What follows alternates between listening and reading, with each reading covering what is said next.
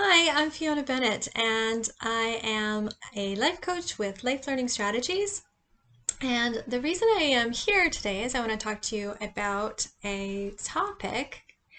And before I get started, I just wanted to make sure that if you don't know about me, where you can get in touch with me. So you can reach me if you would like to speak to me on my email at bennett, bennett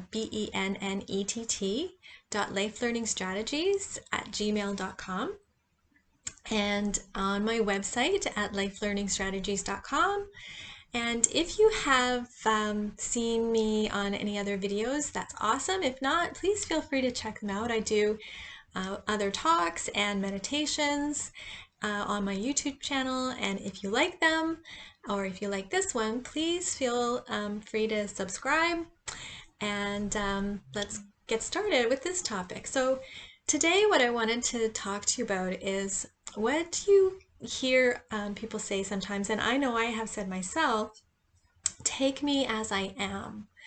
And especially right now, one of the ways in which you can hear it said, or when I've said it right now, and even not just right now, because I started staying at home before all of the COVID stuff. I work from home. So when I first started to stay at home, I know I changed a bit. So I stopped having to go out and interact with colleagues, interact with coworkers. I would, have to, when I was going out to work all the time, I would have to get dressed, put on makeup, have a shower, do all those kinds of things. And then when I started to work from home, I would really only have to go out occasionally. A lot of times clients came into my home, which I would, get ready for. So I would get ready for a client coming into the home, or when I went out occasionally, I would also get ready. I would get dressed, I would shower, I would put on makeup. But other than that, it would be days before I might wash my hair, or it could be like a week before I would put on any makeup. And I might wear the same sweatpants for days and days at a time. And I know that that's the case right now for a lot of people. And I know I was doing that again for a while during this period of time during COVID. And when I was doing it at first, I know one day my partner came home from work, and the kind of look on his face was like, and I was like, well, what? And he said something like, those sweatpants are really getting a workout. And I said, hey, take me as I am. And I was very defensive, was how I felt. And basically it was like, you're supposed to love me. You're supposed to love me exactly as I am. And you're supposed to love me on the inside. And it really shouldn't matter. And I was really offended. My first response was defensive. And then I had a chance to, think about it, consider. And the truth is that if I had, when we first met, been, not showering and not washing my hair very often, not wearing anything but the same sweatpants for days and days at a time, not putting on any makeup, the chances are we would not have caught each other's eye, and we wouldn't have gone out, we wouldn't be together. So I wasn't doing that then, and I wasn't doing that for a long time. So is this really who I am? Or is this how I am right now because I'm in kind of a slump? So when I thought about it from that perspective, I thought, yeah, I actually appreciate this coming to my attention, because I don't think this is who I am. I think I actually really enjoy feeling pretty. I enjoy being clean. I enjoy putting on makeup. And feeling really good about myself. And when I am not feeling good about myself, what happens is I don't do those things. And so it was a reflection on how I was feeling. So it was a chance to take stock and then take some actions to help myself feel better. And it's not only women who can get into that. I know if you look around right now, a lot of women are saying, you know, I'm looking at my partner and they are only shaving when they go out the door, and they only go out the door very infrequently. So they're doing it as well. And they're maybe only wearing the same sweatpants. They're wearing the same t-shirt, maybe the same t-shirt they wore in high school. You know, they're not showering very often. It's the same thing. So it's not just women who fall into that trap, it's all of us. And we can all be guilty of having that same kind of attitude, take me as I am kind of attitude, and being defensive if anyone says something about it. I would challenge you to try and stay open and hear it with that perspective of, is it true? Is it true? Is this really who I am? Often it isn't true. And it can be something that we say in other areas of our life as well. So it can be something we say from fear when we are trying to either do something or not do something that we want to be doing, or not do something that we don't want to be doing. And it can be something that we express when we're really attached to things as well.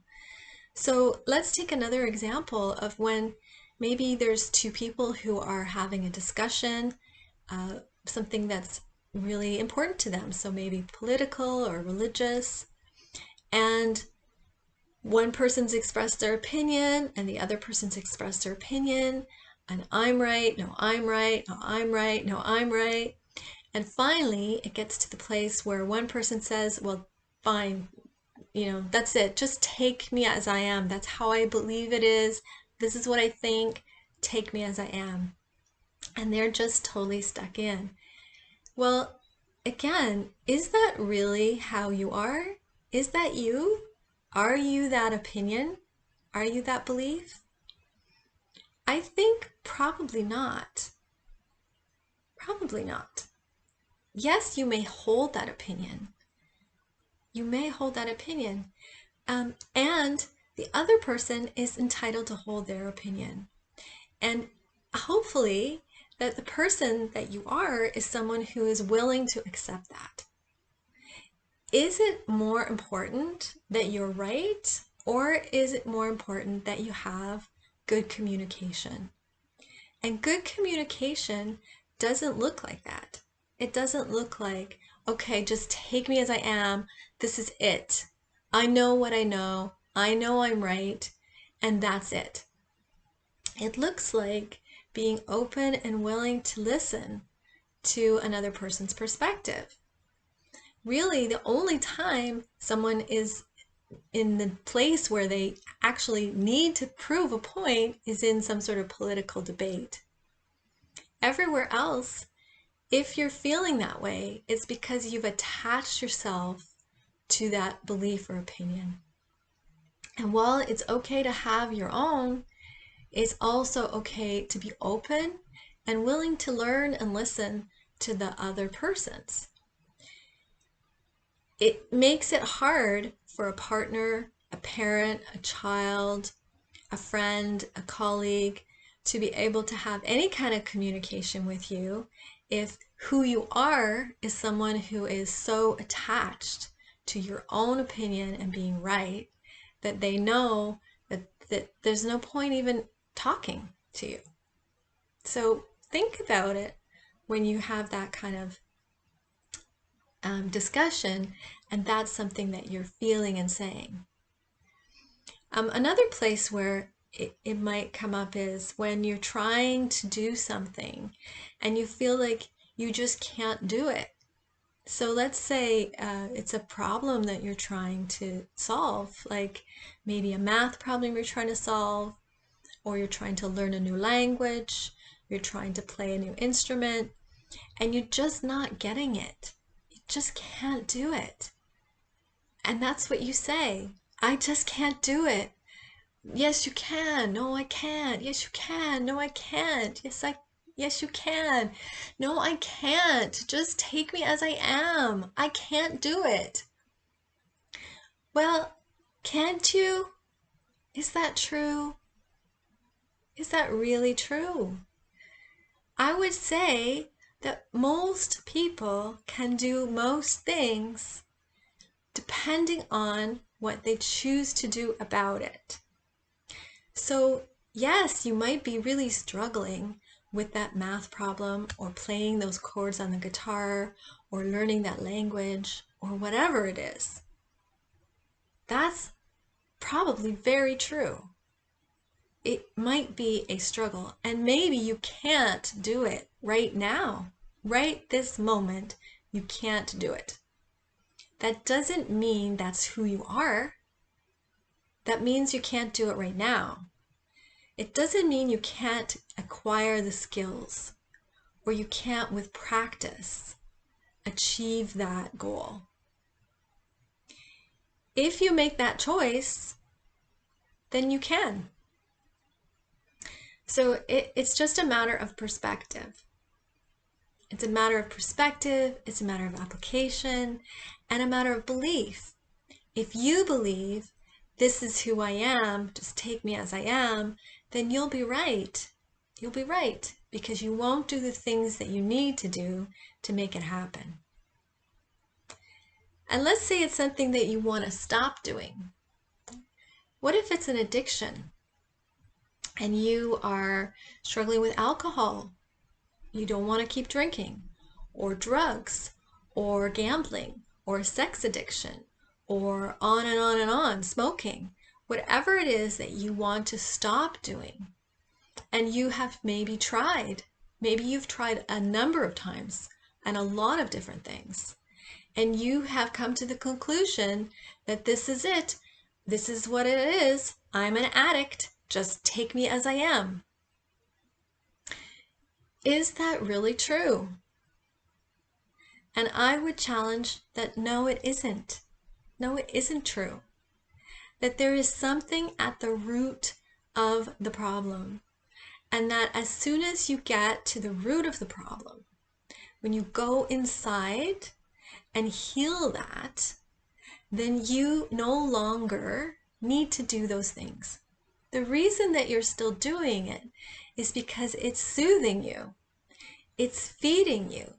It's giving you something that is more than what is the motivation to stop. It's way more pleasing to you than whatever it is that you want to stop for. So you can do it. You're not an addict. You're not an alcoholic. You're not a whatever forever. Yes, you may struggle with those things, but you're not defined by those behaviors. So take me as I am is such a limiting perspective. And when you're willing to do the work, when you're willing to change your perspective and really get to the root of where it's coming from, your whole world can change. Your whole world can open. And you can be so much more expansive. So I am going to just challenge that anytime you feel that or think that you just stop. Just stop. And instead of becoming defensive or defeated, take a step back and breathe and ask yourself, is it true? Is it true, or is it fear or attachment or judgment? Is it one of those things? And if it is one of those things, then there's something to be done. And that's a good thing. That's an amazing thing, because you are the person who is in control of your life. You get to make those choices and take those actions.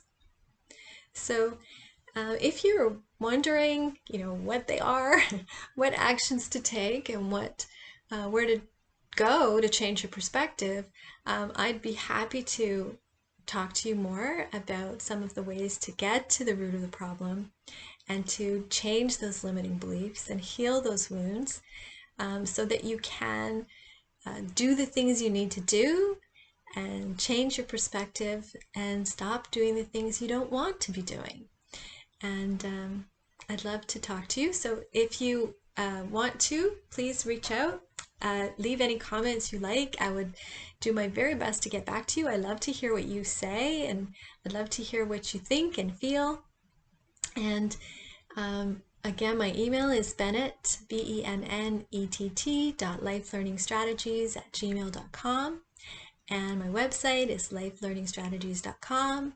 And you can always subscribe to the YouTube channel here. And I really look forward to talking with you. I hope you have a wonderful, wonderful day.